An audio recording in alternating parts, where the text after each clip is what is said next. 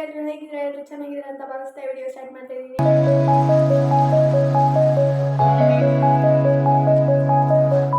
ಇವತ್ತು ಏನು ಬ್ಲಾಗ್ ಅಂದರೆ ಕುಕಿಂಗ್ ಬ್ಲಾಗ್ ಮಾಡ್ತಾ ಇದ್ದೀವಿ. ಇವತ್ತು ಸಂಡೇ, ಹಾಗಾಗಿ ಇವತ್ತು ಸ್ಪೆಷಲ್ ಮಾಡ್ತಾ ಇದ್ವಿ. ಏನು ಸ್ಪೆಷಲ್ ಅಂದರೆ ಚಿಕನ್ ದಮ್ ಬಿರಿಯಾನಿ. ಅದು ನಾನೇ ಮಾಡ್ತಾ ಇರೋದು, ನಮ್ಮ ಮಮ್ಮಿ ಇವತ್ತು ಮಾಡ್ತಾ ಇಲ್ಲ. ಹೇಗೆ ಮಾಡೋದು ಅಂತ ನೋಡ್ಕೊಬರೋಣ.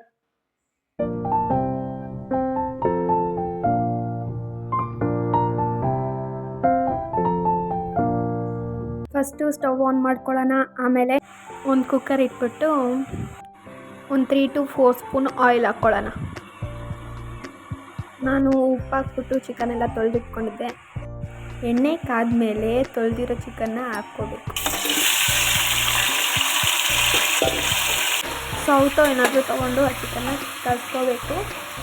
ಆಮೇಲೆ ಒಂದು ಅರ್ಧ ಸ್ಪೂನ್ ಆಗೋಷ್ಟು ಅರಿಶಿನ ಪುಡಿ ಹಾಕ್ಕೋಬೇಕು. ಅದನ್ನು ಚೆನ್ನಾಗಿ ಮಿಕ್ಸ್ ಮಾಡಬೇಕು. ಅರಿಶಿನ ಪುಡಿ ಎಲ್ಲ ಚಿಕನ್ಗೆ ಹಿಡ್ಕೊಳ್ಳೋದು. 1 or 2 ಸ್ಪೂನ್ ಶುಂಠಿ ಬೆಳ್ಳುಳ್ಳಿ ಪೇಸ್ಟ್ ಹಾಕ್ಕೋಬೇಕು. ಅದು ಸ್ವಲ್ಪ ಬಾಯ್ಲ್ ಆದಮೇಲೆ ಇವಾಗ ಟೊಮೊಟೊ ಹಾಕ್ಕೋಬೇಕು. ನಾನು 2 ಟೊಮೊಟೊನ ಚಿಕ್ಕದಾಗಿ ಕಟ್ ಮಾಡಿಕೊಂಡು ಹಾಕ್ತಾಯಿದ್ದೀನಿ. ಟೊಮೊಟೊ ಏನಿಲ್ಲ ಅದರಲ್ಲೇ ಬೆಂದ್ಬಿಟ್ಟು ಸಾಫ್ಟ್ ಆಗಿಬಿಡುತ್ತೆ. ನಾನು ಈರುಳ್ಳಿ ಏನು ಬಳಸಿಲ್ಲ. ರುಚಿಗೆ ತಕ್ಕಷ್ಟು ಉಪ್ಪು ಹಾಕ್ತಾಯಿದ್ದೀನಿ. ಅದು ಚಿಕನ್ ಬೇಯೋಕ್ಕೆ ಮಾತ್ರ. 2 ರಿಂದ 3 ಸ್ಪೂನ್ ಖಾರದ ಪುಡಿ, ಒಂದು ಅರ್ಧ ಸ್ಪೂನು ಧನಿಯಾ ಪುಡಿ ಹಾಕಬೇಕು.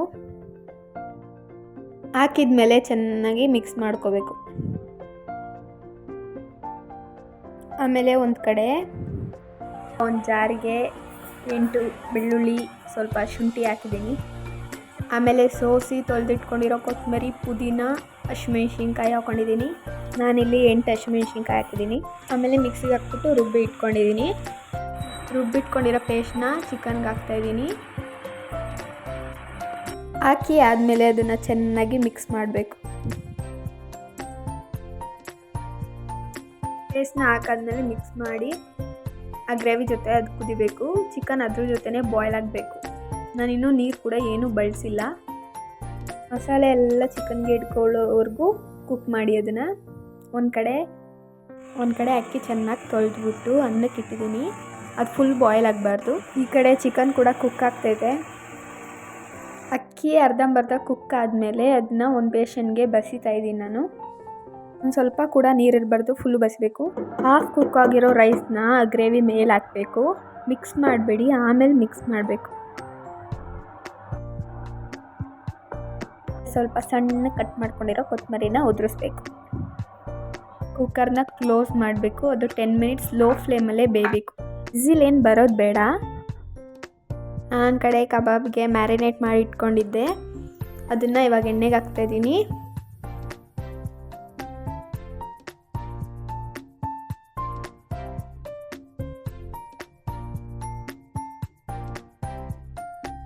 ಅದು ಚೆನ್ನಾಗಿ ಫ್ರೈ ಆಗಬೇಕು ಆಯಿಲಲ್ಲಿ.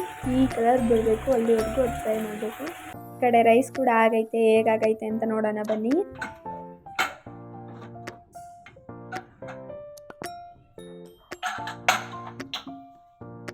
ಇವಾಗ ಗ್ರೇವಿ ಎಲ್ಲ ಕೆಳಗಡೆ ಇರುತ್ತೆ. ರೈಸಿಗೆ ಫುಲ್ಲು ಚೆನ್ನಾಗಿ ಮಿಕ್ಸ್ ಮಾಡಬೇಕು.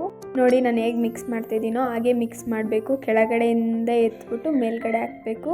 ನೀವೇನಾದರೂ ಮಧ್ಯದಲ್ಲಿ ಎತ್ತಿ ಹಾಕಿದ್ರೆ ಅನ್ನ ಎಲ್ಲ ಪುಡಿ ಪುಡಿ ಆಗುತ್ತೆ.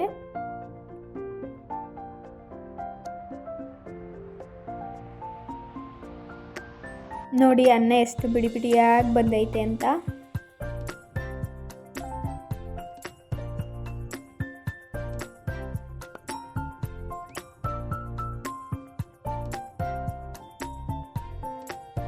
ನೋಡಿದ್ರಲ್ಲ ಬಿರಿಯಾನಿ ರೆಸಿಪಿ ಹೇಗಿತ್ತು ಅಂತ.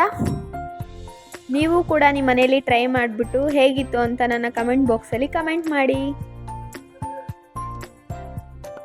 ಈ ವಿಡಿಯೋ ನಿಮ್ಗೆ ಇಷ್ಟ ಆಗಿದ್ರೆ ಲೈಕ್ ಮಾಡಿ, ಶೇರ್ ಮಾಡಿ, ಕಮೆಂಟ್ ಮಾಡಿ. ಹಾಗೆ ನನ್ನ ಚಾನಲನ್ನು ಸಬ್ಸ್ಕ್ರೈಬ್ ಮಾಡಿ. ಹಾಗೆ ಪಕ್ಕದಲ್ಲಿರೋ ಬೆಲ್ ಐಕಾನ್ ಅನ್ನು ಕ್ಲಿಕ್ ಮಾಡೋದು ಮರಿಬೇಡಿ. Thank you all. Thank you for watching.